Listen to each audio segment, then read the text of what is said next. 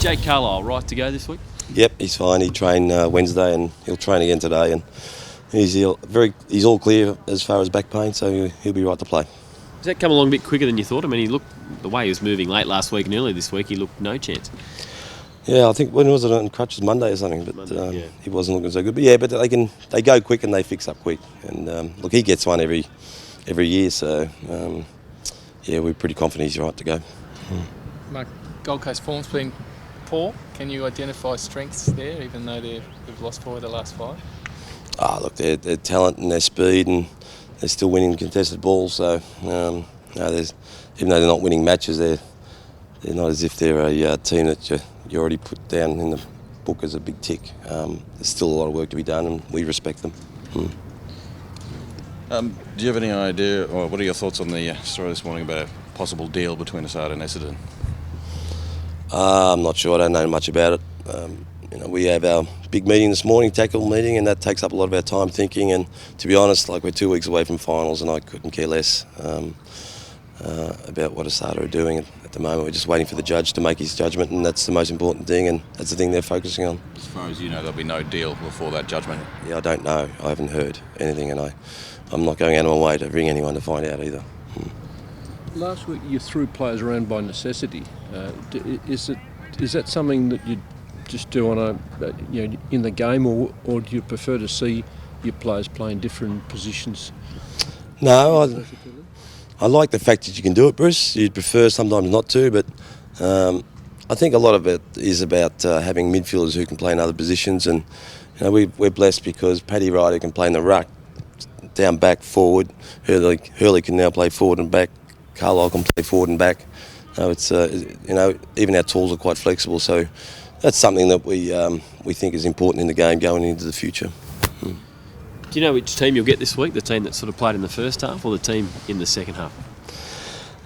Well, I want to see the team in the second half, and I want to see it all game. And I'm quite confident this week that they're in a good spot. They've been really up and about talking. They trained well on Wednesday, and just had a meeting there. And when I get a lot of input back from the players about how we want to play, when they're up and about and they want to offer advice and solutions, then that's always a good thing. And they did that certainly today. The team struggled this year against teams that it probably should beat comfortably. Yeah. How do you make sure that doesn't happen again this week? Well, it's all about your attitude and how you go into the game preset, and we've made it very, very. They're very, very aware that what they should be thinking about is playing, looking after the ball first and then moving the ball as quick as we can, but still maintaining possession and putting a lot of pressure on them. And so hopefully we've set them up the right way so that they come out and play their best footy. Is Dyson Heppel your best player this year, and how hard is it to cover him even if you only miss him for 1 week? Look, he's very, very close to our best player. I think we've had a few people that have had good years. Yeah, he's going to be hard to replace, and it's a shame that it's happened this time of year and at training. But the fact is that it's a 1 week injury at most, and a little break might do him good, and we should be able to cover for him. That's what good teams do. Back up to Asada for a second. I don't know if you've been following the Sharks this morning, Cronulla Sharks.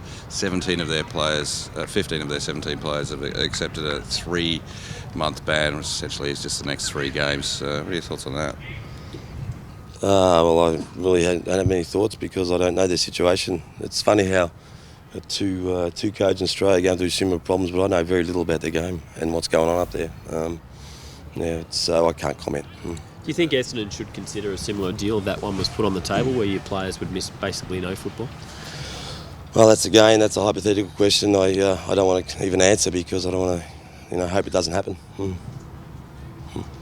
This late in the season, are you prepared to go in with an unpredictable, say, guys in positions, or is this more about settling down the team that you want to take into September? I don't mind sometimes throwing a little surprise, but generally deep down we know what opposition clubs are going to do, and they know what we're going to do, and we probably put people in positions where we'd probably gain a strength against the opposition we're playing that day. And so yeah, probably Carlisle will start forward and Licker will start back, and Hurley will be down back, and people generally know, and that's probably the most common sense thing to do. Have you seen Jake Melksham's year? He had a really good year last year and hasn't seemed to have the same development this year. No, he's been up and down, but that's the challenge of us, the coaches, that we absolutely try and get the best out of all of our players, and unfortunately, he hasn't had his best year, and but it's not over, and he can pick it up pretty quick. And he had dinner at Simon Goodwin's house, so he's probably fixed him up last night. Well, a win this week, you're pretty much guaranteed finals, given the players were denied that last year. Do you think they realise this week the opportunity that's ahead of them on Saturday? Oh, they do. They definitely do. They realise, and they're excited, and they want it. So I think that's another motivation for them to play really well. So that's what we're aiming to do. Obviously, if it doesn't work, we'll fix it up and try and get the result we're looking for. But they know exactly where they're at, this team, and are desperate to play finals. Do you worry about Job's second up? We see players struggle so often second up from a long injury. How do you expect him to sort of go tomorrow? Well, normally he's bad first up, so and that's what we've been. A lot of our players haven't played well coming off rehab programs. But we've changed the program, and look, we hope that, and we're confident that he'll play well. There's no reason not to, is there? Because it's so close to finals. He's missed so much footy, and he's trained harder than he probably would have if he had played. So there's no real reason why we should expect a poor performance.